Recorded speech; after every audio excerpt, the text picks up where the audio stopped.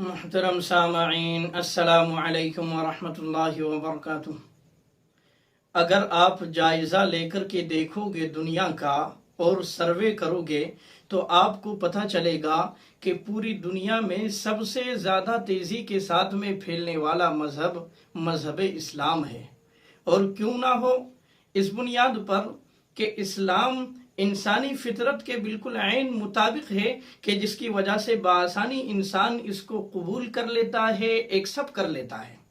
اور اسلام کے تعلق سے جو یہ بات کہی جاتی ہے کہ اسلام تلوار کے زور سے پھیلا ہے، یہ بات بالکل غلط ہو رہی ہے، اس بنیاد پر کہ آج پوری دنیا میں تیزی کے ساتھ میں اسلام پھیل رہا ہے، جبکہ انہیں کوئی مجبور کرنے والا نہیں ہے، ان کی گردن پر کوئی تلوار رکھنے والا نہیں ہے،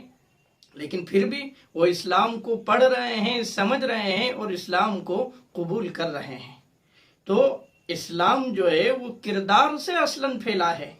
اخلاق سے پھیلا ہے، تلوار کے زور سے نہیں پھیلا ہے۔ اور اسلام انسانی فطرت کے بالکل عین مطابق ہے۔ اور پھر خود قرآن کریم کے اندر اللہ نے فرما دیا لا اکراہ فی الدین، کہ دین کے معاملے میں کوئی زور زبردستی نہیں ہے۔ ہم کسی سے تلوار کے بلبوتے پر اسلام قبول نہیں کروا سکتے ہیں، ہم کسی کو مجبور نہیں کر سکتے ہیں اللہ اکبر کہنے پر، ہاں۔ لیکن آج ہمارے ملک ہندوستان میں ہندوتوا سوچ رکھنے والے جو لوگ ہیں، تو ان کی یہ ہندوتوا سوچ ظلم و زیادتی اور تشدد پر مبنی ہے۔ دیکھو، میں یہ نہیں کہتا کہ ہندو دھرم جو ہے ظلم و زیادتی کرنا سکھاتا، نہیں، مذہب کوئی سا بھی ہو، ہر مذہب کے اندر دوسروں کے ساتھ میں ظلم و زیادتی کرنے سے روکا گیا ہے، منع کیا گیا ہے۔ کوئی بھی مذہب جو ہے ظلم و زیادتی کرنا نہیں سکھاتا ہے۔ لیکن جو ہندوتوا سوچ ہے، تو ہمارے ملک میں جو ہندوتوا سوچ کے حامل بن چکے ہیں جو لوگ، تو وہ ہندوتوا سوچ کی بنیاد پر اقلیتوں پر ظلم کرتے ہیں، مسلمانوں پر ظلم کرتے ہیں۔ اور اسی ہندوتوا سوچ ہی کا نتیجہ ہے کہ ابھی گزشتہ کل ایک پولیس کرمچاری کہ جس نے ٹرین کے اندر، جو ٹرین جے پور سے ممبئی جا رہی تھی، تو اس ٹرین کے اندر 4 لوگوں کو موت کے گھاٹ اتار دیا۔ ہاں، کیونکہ اس ملک کے اندر اگر رہنا ہے تو یوگی اور مودی کا نعرہ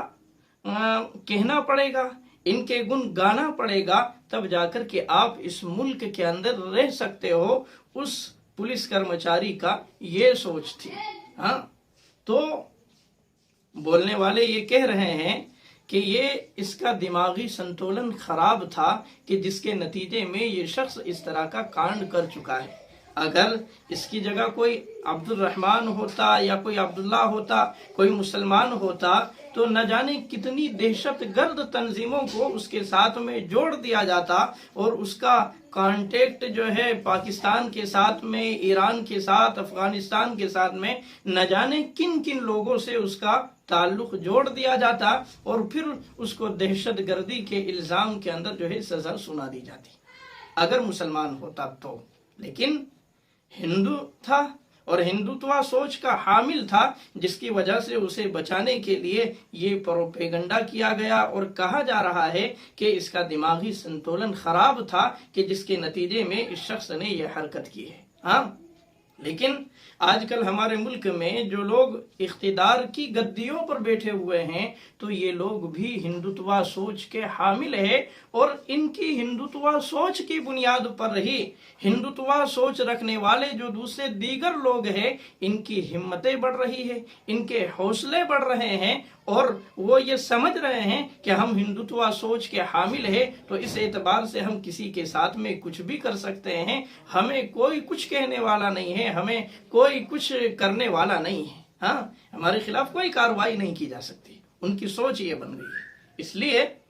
اس لیے خاص طور سے حکومتوں کو چاہیے کہ جو اس طرح کی سوچ رکھنے والے ہیں اور جو لوگ اقلیتوں پر ظلم کرنے والے ہیں، زیادتیاں کرنے والے ہیں، تو حکومت کو چاہیے کہ ایسے لوگوں کے خلاف کڑی سے کڑی کارروائی کرے، ایسے لوگوں کے خلاف کچھ نہ کچھ اقدام ضرور کرے اور ان کے لیے سخت سے سخت سزائیں تجویز کرے، تاکہ ہمارا ملک امن اور شانتی کا گہوارہ بن سکے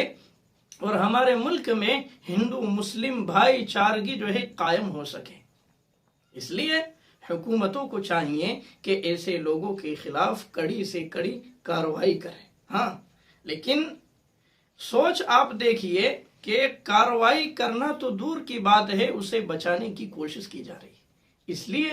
اس لیے ایسے لوگوں کے خلاف آواز اٹھانا، ایسے لوگوں کے خلاف بولنا، کارروائی کی مانگ کرنا یہ بہت ضروری ہے، تاکہ